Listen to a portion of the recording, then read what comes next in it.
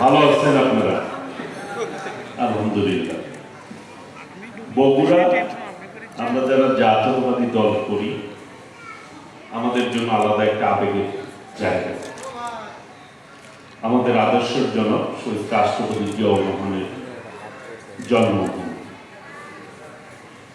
যার নেতৃত্বে এই বাংলাদেশটি স্বাধীন হয়েছে, স্বাধীনতার মহান ঘোষক।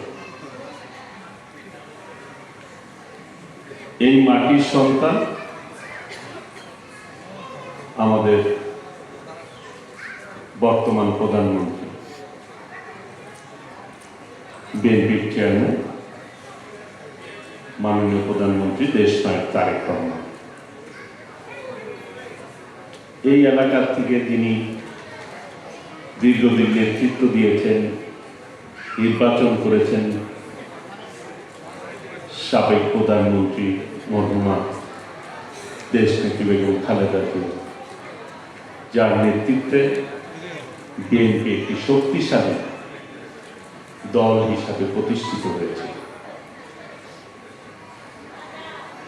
শহীদ রাষ্ট্রপতি জিয়াউর রহমান কিন্তু খামারিদেরকে স্বাবলম্বী করার জন্য কাজ করেছে এবং প্রান্তিক জনগোষ্ঠী যাতে স্বাবলম্বী হয় সেই জন্য তিনি উদ্যোগী হয়ে নিয়েছেন। শহীদ রাষ্ট্রপতি জিয়াউর রহমান দেশের দায়িত্ব গ্রহণের পূর্বে দেশের অবস্থা কি ছিল? দুর্ভিক্ষ কবলিত বাংলাদেশ ছিল।